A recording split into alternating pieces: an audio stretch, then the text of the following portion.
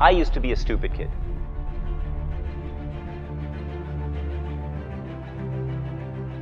Yeah, it's true.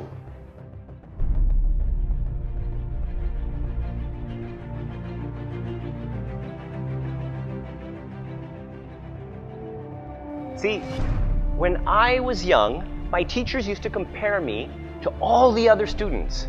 And quite honestly, well, I just didn't really compare. Okay, I have ADHD and dyslexia, and my spelling in grade school, and well, for that matter, even now, is really not that great.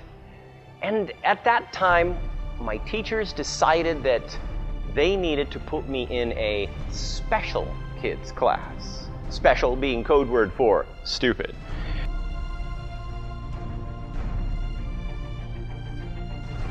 And so they called my parents, Mr. and Mrs. Carmazzi, your son Arthur is special. And we would like to put him into a special children's class. And so off I went. And there is this teacher, Mrs. Kelly, and she's so sweet, and she's so kind, and she's smiling all the time.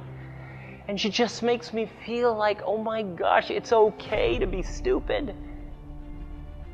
And I liked the attention that I was getting.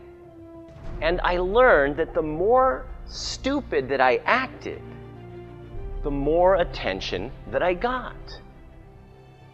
Until one day the school said, oh, sorry, before you can go to high school, you need an algebra class. I'm thinking, oh my gosh, algebra, isn't that like math for smart kids? I can't do that.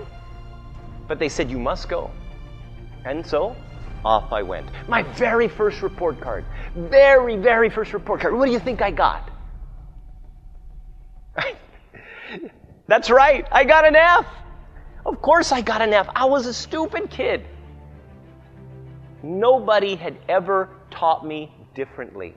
The entire environment was basically showing me how I would not compare to other people, how I never was as good. And so therefore, I believed it.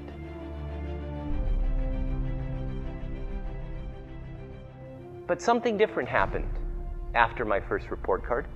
Mr. Backus, this algebra teacher, had a very, very shiny bald head, and he always wore this brown corduroy coat. I don't know if it's the same one or if it was a different one, but okay, it was always looked like it was the same coat. And so he sat with me and he said, Arthur, let me try something with you. And he sat down, he wrote a simple algebra problem on the board. And he said, tell me the answer. And so, as a student that has been taught you're supposed to show your work, I started to write things down. He says, no, don't write it down. Just look at it and tell me the answer. Do you know the answers? Well, I think it's this. And he said, that's right. And I'm like, whoa. So then he said, hey, let's try this one. And I did that one, and he said, that's right. And he said, Arthur, would you like some extra credit? And I'm like, yeah, of course. I want to go to high school. I want extra credit. So he said, every Friday we are going to have a competition, and you will get an opportunity to participate if you volunteer. And I think you can do very well with this. So I'm like, oh my gosh, he wants me to volunteer in front of all these other people that think I'm stupid. And so anyway, I figured, well, what have I got to lose? So Friday came along and I volunteered. And it turns out that I was actually quite good at this game.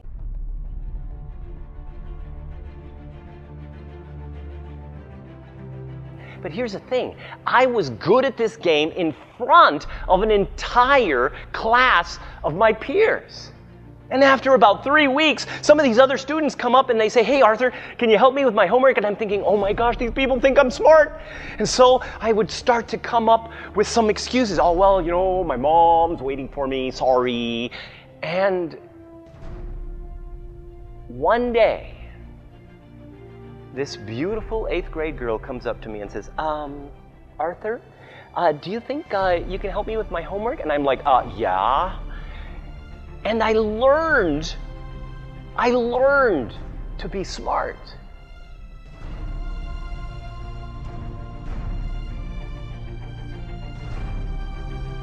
from that point forward, my destiny changed. Because I had an opportunity to show that I was capable. Maybe not in the same way that the other kids did, because I still didn't do great on tests.